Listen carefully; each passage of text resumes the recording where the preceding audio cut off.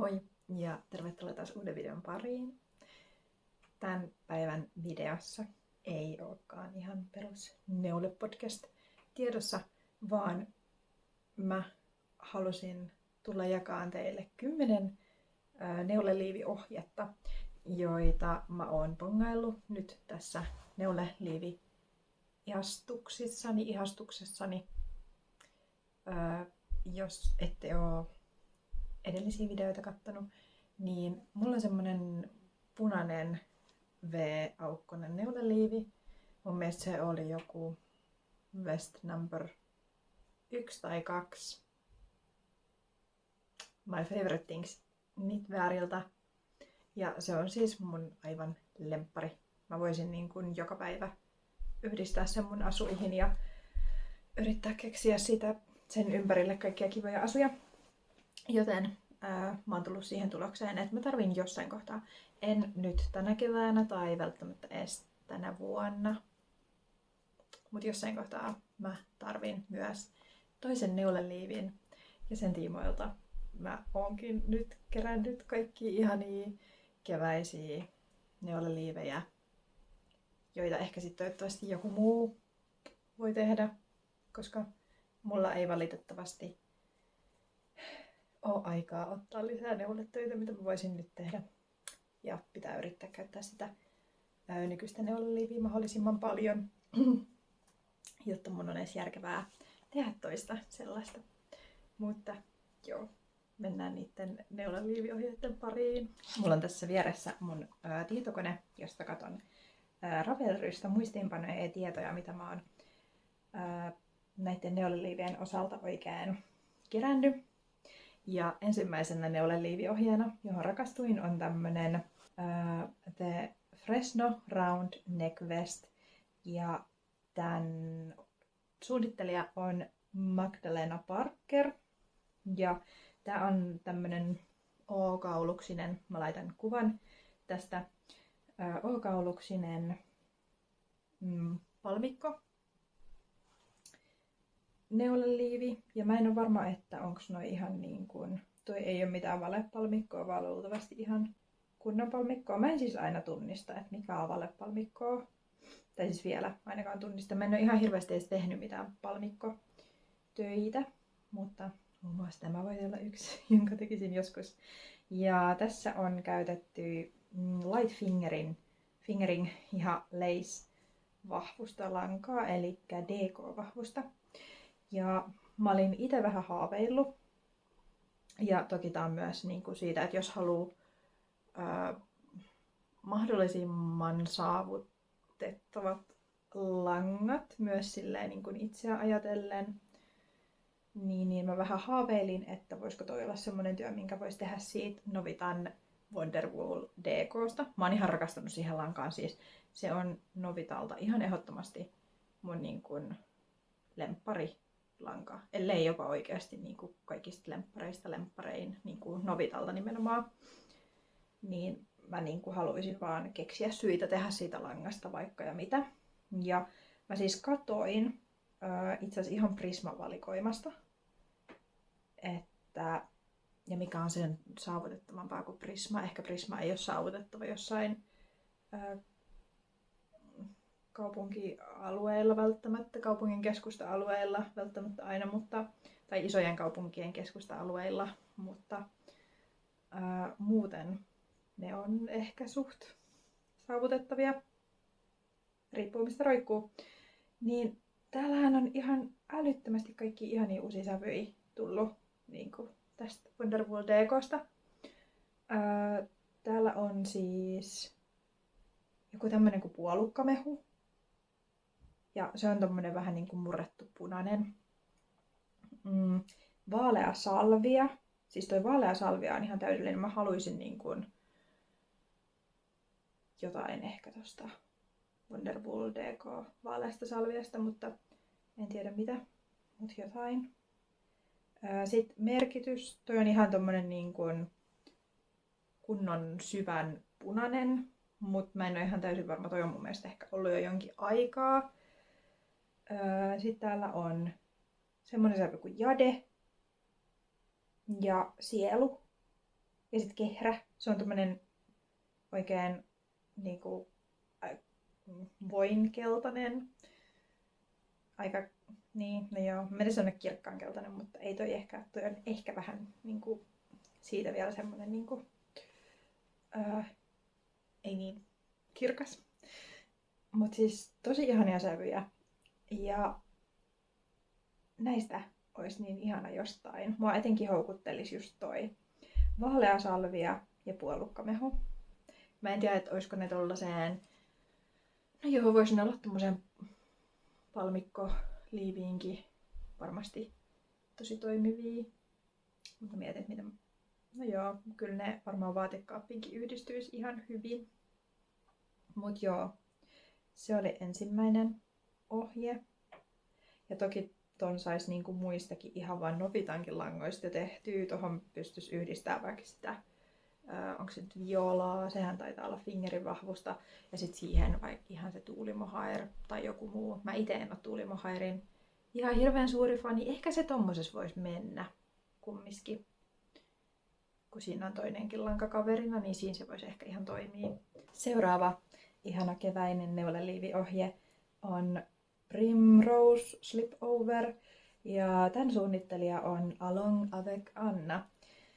Ja tässä samaan tapaan kuin edellisessäkin on DK-vahvuinen lanka. Ja tää taas taitaa olla niin kuin neulottu. Tai mä oletan, että tää niin kuin neulotaan etu- ja takakappale erikseen. Ja sitten täällä sivuilla on, että voi niinku sitoa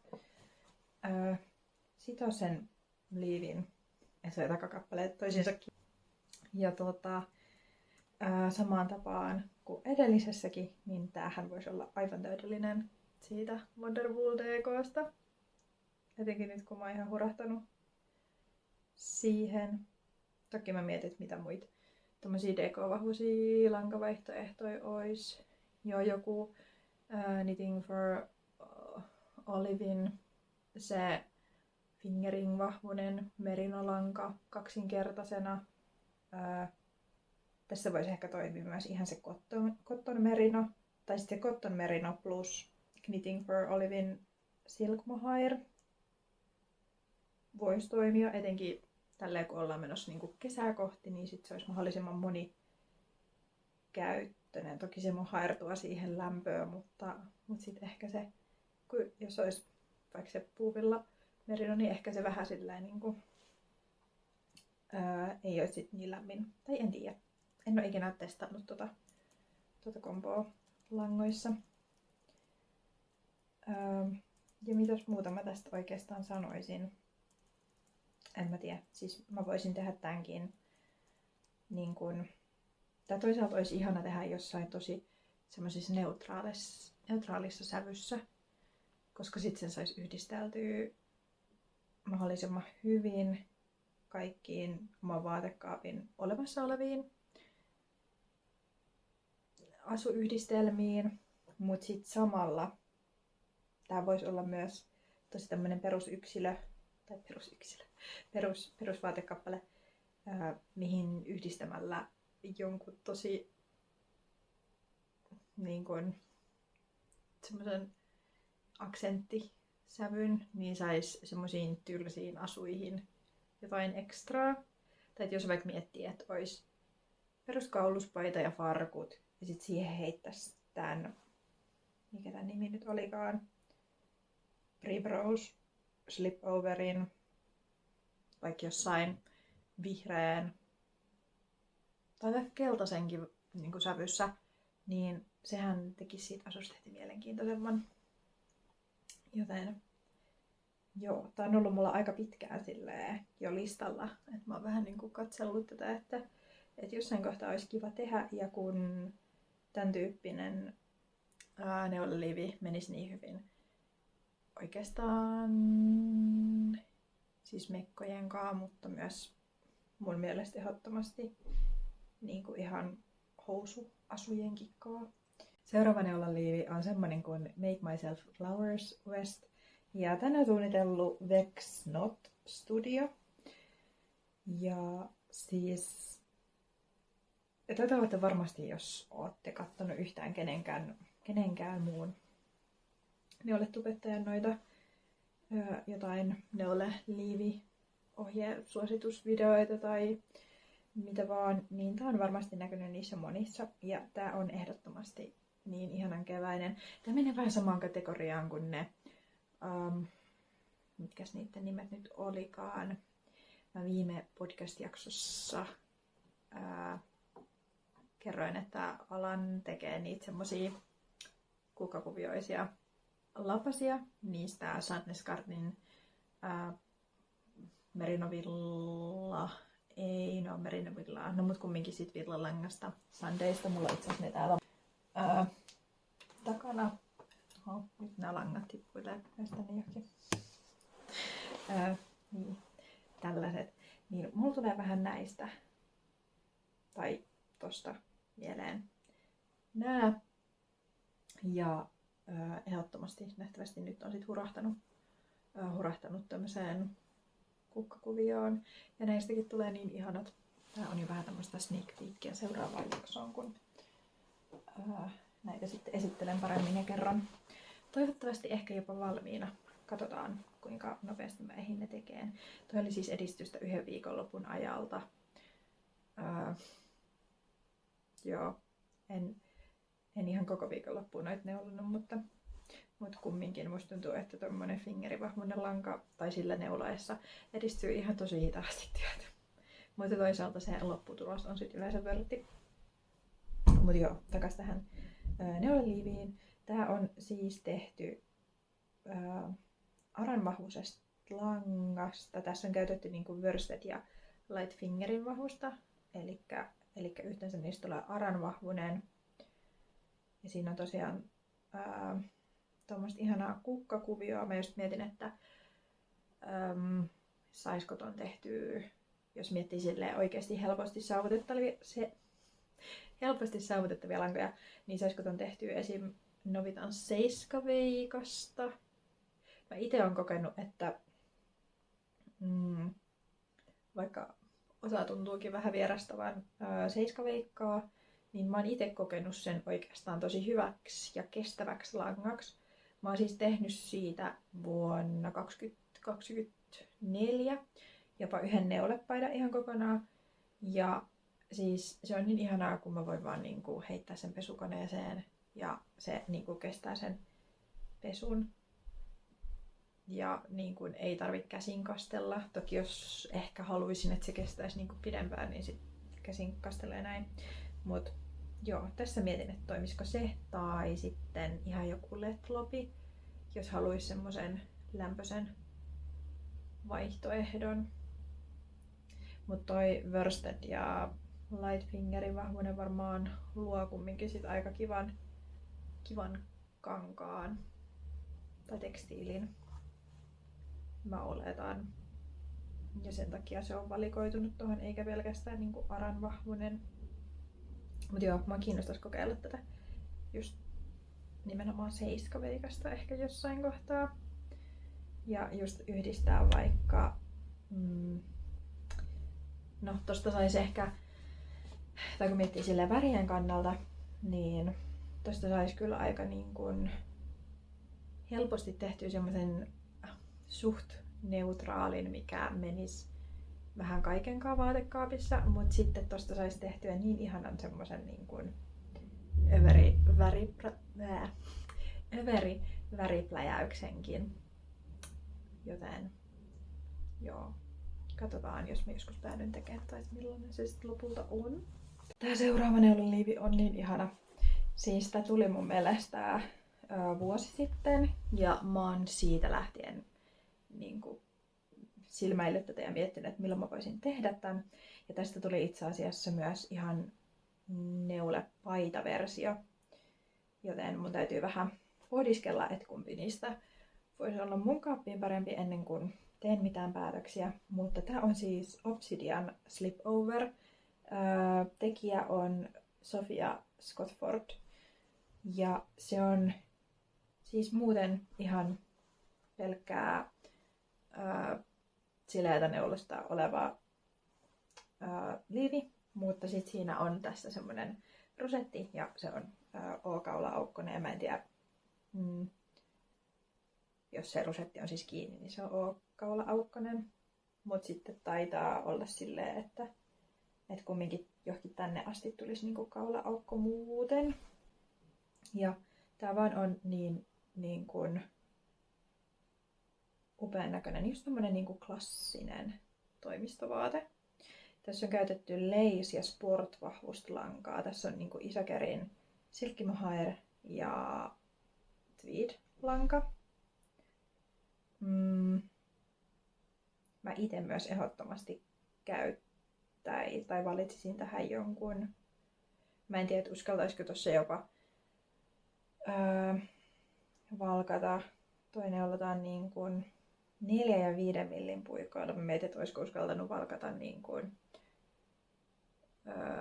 vaikka jonkun Knitting for Olivin merinolangan.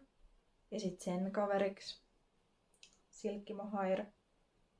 Mutta en mä tiedä, se saattaa olla ehkä liian väljä. Tai mä veikkaan, että tossa on niinku syystä toi sportvahvunen.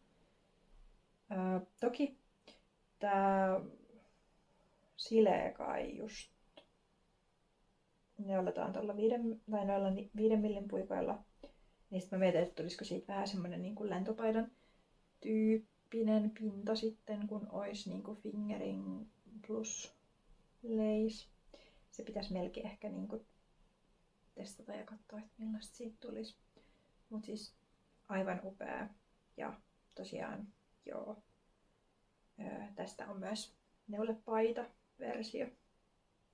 Et jos liivit ei kiinnosta, mutta tää näyttää muuten kivalta vaatekappaleelta, niin neulepaitakin löytyy.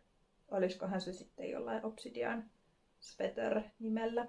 Mä en tiedä, se pyörii mulle jossain tuo Ravelryn suosikeissa myös yllättäen. Sitten olisi Darling Vest, joka on Kosil Knitsin ohje. Ja tää on, mitäs mä kuvailisin tätä? Tässä on tämmöistä niin kuin salmiakkikuvioa molemmissa niin kuin etupaneeleissa tai niin kuin oikealla ja vasemmalla, mikä on tehty niin kuin pitsikuviolla, jos mä nyt oikein ymmärrän. Ja sitten niiden pitsikuvioiden, tai siis niiden salmiakkikuvioiden sisään on kaiketi ommeltu. Ei ommeltu. Nyt mä en saa sitä sanaa mun mieleen. Siis ristipistoilla. No kumminkin tehty siis kukkakuvioita, mutta ei neulaen. Mä en tiedä, mulla tulee tämmösiä ihme blackoutteja välillä, että ei vaan löydä sanoja. No kumminkin. Olette nähnyt tästä kuvan jossain tässä vieressä tai jossain, niin ehkä ymmärrätte mitä tarkoitan. Ja tässäkin on itse asiassa nähtävästi, että solmitaan täältä ylhäältä. Selkeästi se on nyt joku mun tämän kevään teema, semmonen mikä vetää puoleensa, koska mä tosiaan teen myös sitä neuletakkia. Tosin ihan itse säveltäen, mikä niinku, solmitaan rosetille täältä ylhäältä aikordilla. Mut siis toi on mun mielestä aivan upea ja mietin, että toi on neulottu sportvahvuisesta langasta. Niin mun mielestä Dropsilla on ehkä joku kesälanka, mikä olisi sportvahvusta. Niin toihan olisi aivan mahtavaa tehdä vaikka sellaisesta, niin toi menisi ihan vaan kesätoppinakin sit kesällä, että olisi mahdollisimman monikäyttöinen. Et keväällä silleen jonkun paidan päällä ja sitten kesällä ihan yksinään. Okei, yksi miinus tälle. Mä en itse asiassa noista aiemmista muistanut huomenna edes katsoa, mutta tää neulotaan alhaalta ylöspäin. Se saattaa mulle olla dealbreaker, koska on niin paljon ohjeita, jotka neulotaan ylhäältä alaspäin. Niin sit mä en sen takia ikinä valitse alhaalta ylöspäin neulottavia. Joissain islantilaisneuleissa saatan tehdä poikkeuksen, jos on tarpeeksi ihana lopputuote tulossa. Mutta joo, ja tässä on nähtävästi vaan 5 kokoa.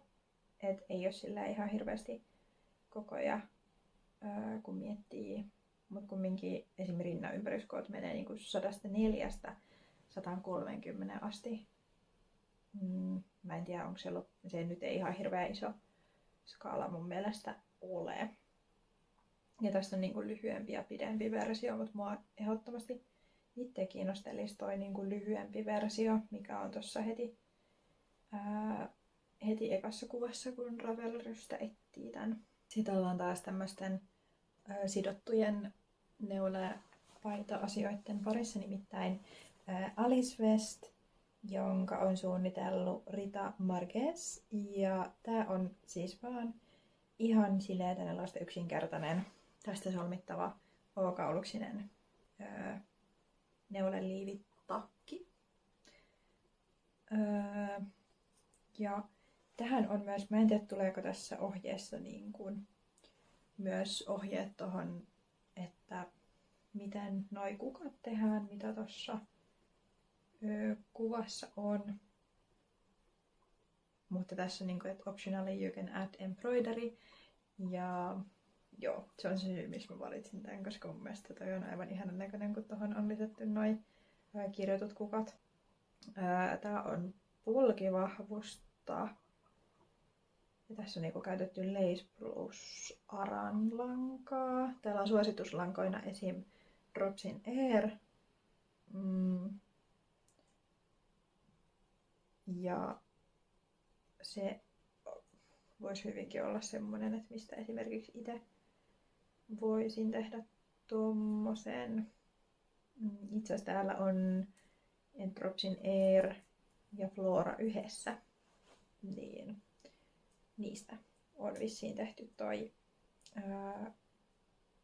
kuvan versio. Sitten seuraavana oli tällainen worsted-vahvuinen liivi nimeltä Adamson. Ja tän on suunnitellut Rui Yamamuro. Ja tässä mun mielestä tää lanka, toi on tommonen aika pelkistetty, minimalistinen, V-kauluksinen, suht lyhyt neuleliivi, mutta jossa on kumminkin niin kuin, menee täällä niin kuin vartalon pitkittäin. Menee niin kuin, ei ihan tänne ylös asti, mutta tänne niin kuin johonkin rintojen kohdalle asti. Tommoset muutamat suikaleet, kuviot. Toi lanka, mitä tässä on käytetty, on jotain merinon ja mohairin yhdistelmää. Eli mä mietin, että voisiko toi toimia myös niin kuin just, että yhdistäisi jonkun fingering DK vahvuisen merinon ja sitten siihen silkkimohair. Niin se voisi olla aika hyvä, koska tää suositeltu lanka on nähtävästi jotain ton voisikohan, no mä en ole ihan 100% varma, mutta jotenkin liittyy tohon, että missä toi ohje on julkaistu alun perin. Ja joo, mitäs muuta, onks tää varmaan aloitetaan ylhäältä, joo, ylhäältä alas. Ja työstetään, mä oletan, että niinku sitten ylhäältä alas tehdään niinku etu- tai takakappale ekana ja sitten aletaan pyöränä vetään loput. Mut joo, erittäin kaunis, minimalistinen. Sais varmasti yhdisteltyä taas moniin eri asuihin. Ja täydellinen luultavasti myös kevääksi, kevätsäille. No sit seuraava neuleliivi onkin semmonen kuin Seven Sisters West, Megan Faith Makesin suunnittelema. Ja tää on varmaan mä en ole ihan 100% varma, että onko tää saanut inspiraation siitä 7 sisarta kirjasarjasta, joka on En muista kirjailijaa, mutta siitähän ei ole kovin kauan, kun se kirjailija kuoli. Mutta joo, 7 sisarta kirjasarja. Luultavasti kun googlettaa, niin löytyy tai soittaa jotain kelloja. Tää on tehty Dropsin eristä. Aran plus Aran. Eli tää on pulkivahvuinen. Ja eli tosi paksu. Eli ei ehkä paras tälleen niinku. Toi voisi olla sit enemmän tommonen niinku syksy tai talviliivi. Mutta tästä niin kuin itse liivin kuvasta tai tuosta kuvasta, mikä muodostuu tuosta kirjaneuleesta, niin siitä kyllä tulee mieleen enemmän kivät, jota tehdään myös ylhäältä alas, joten en taida mä olla tekemässä tätä, mutta toivottavasti joku muu innostuu, koska toi on ihan tosi kaunis. No sit olisi vielä 2 neuleohjetta, jotka on ehkä vähän enemmän niinku semmosia, mistä sais semmosia aksenttineuleita. Mä nyt en keksi sille mitään muuta parempaa sanaa. Tämmönen kuin Svirli. Tän neulesuunnittelija on Caledonia Dreaming. Ja tää on tehty taas Deco-vahvasta langasta. Eli siinä tapauksessa sen voisi tehdä Wonderwool Decosta. Tästä on siis aivan ihania värejä. Mä yritän laittaa niistä kaikista kuvan. Yritän lisätä johonkin tänne. Niin pääsette näkeen. Tää olisi just tämmönen niin kuin, mikä ei välttämättä ei menisi kaikkien vaatteiden kaapissa, mutta haittaisiko se voisi olla semmoinen niin kuin semmoisten tosi itsevarmojen päivien asu, kun tietää, että kaipaa jotain piristämään, semmoista niin kuin dopamiinipukeutumista, niin mä ajattelen tämän vähän sellaisena vaatekappaleena. Ja mä vähän haaveilen semmoisesta dopamiinipukeutumisesta, mutta eli just kaikkia mahdollisimman räikeitä värejä, yhdistelee rohkeasti kaikkia eri värejä asuihin, mutta mun vaatekaappi ei ihan koostu sellaisista yksilöistä, plus musta tuntuu, että mun pitäisi omistaa ihan älyttömästi vaatteita, jotta se onnistuisi. Niin sit mä vähän niin kuin haaveilen siitä, että mä saisin tällaisia yksittäisiä vaatekappaleita, jotka jo on semmosia kunnon dopamiinipläjäyksiä väreiltään. Ja mä voisin esimerkiksi tämän tehdä. No tässä on tämmönen sähkön sininen ja pinkki yhdistetty. Niin esimerkiksi semmonen kyllä voisi olla itselle mieleinen. Ja sitten on vihreä ja vaaleanpunainen. Niin se on mun mielestä kans aivan ihana yhdistelmä. Ja sit yksi, mikä mulla on tosi paljon pyörinyt mielessä, on lila tai violetti ja keltainen. Sekin olisi ainakin itselle kunnon dopamiiniyhdistelmä. Ja musta tuntuu, että nyt vähän ehkä niinku hakeekin semmosia räiskyviä värejä ja mahdollisimman paljon värejä, koska on tää harmaa kaamos aika takana päin. Vaikka toki meillä oli kyllä lunta ja se on aina ihanaa, koska mä tykkään talvesta. Mutta mä huomaan, että kaamosaika alkaa kyllä vähän vaikuttaa ehkä itselläkin jaksamiseen.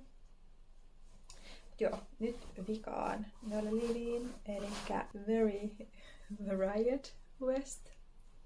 Wow. Tän on suunnitellut Lydia Morrow. Ja tää on itse asiassa aika kallis ohje. Tää on niinku 20 €, mutta tässä on useita eri neulaliivejä, mitä voit tehdä. On semmonen niinku sidottava neulaliivi taas. Sitten on semmonen O-kauluksinen, V-kauluksinen. Hyvältä. Ja tästäkin saisi tehtyä semmosen ihanan dopamiini neuleen, vaikka tässä näissä kuvissa. Tää on tehty tämmöisissä tosi neutraaleissa harmaa ja vaalean sävyissä, mutta dopamiinia voisi täälläkin ammentaa itsensä pukeutumisen kautta. Ainoa iso miinus nähtävästi tulee nyt tästä, että tää on ylhäältä alaspäin, ei kun alhaalta ylöspäin. Bottom up, joo, alhaalta ylöspäin neulattava. Joten sen puolesta ehkä valitsisin sitten ihan jonkun muun. Mutta joo, siinä oli kaikki neuleohjeet, tai neuleliiviohjeet, joita mä halusin nyt tässä videossa jakaa. Jäikö jotkut noista teidän mieleen? Meinasitteko tehdä? Jäikö jotkut kiinnostaa? Mä linkkaan ne kans tonne alas kuvaukseen. Mulla ehdottomasti on niin kun se ensimmäinen neuleliivi, koska se olisi palmikkoa, niin se kiinnostelis. Ja sit se olisi myös semmonen niin kuin U-kauluksinen. Ja sit myös näistä dopamiinineuleista erityisesti tää Svirli kiinnostaa. Joten joo, katsotaan päädynkö mä tänä vuonna sitten tekemään vielä jonkun toisen neuleliivin sen punaisen kaveriksi. Jonkun tommosen ihanan dopamiinineuleliivin kyllä. Se olisi niin hyvä lisä vaatekaappiin ja pukeutumiseen. Etenkin viimeistään niin kuin ensi syksyä ja talvea ajatellen. Mut joo, kiitos jos katsoitte videon tänne asti.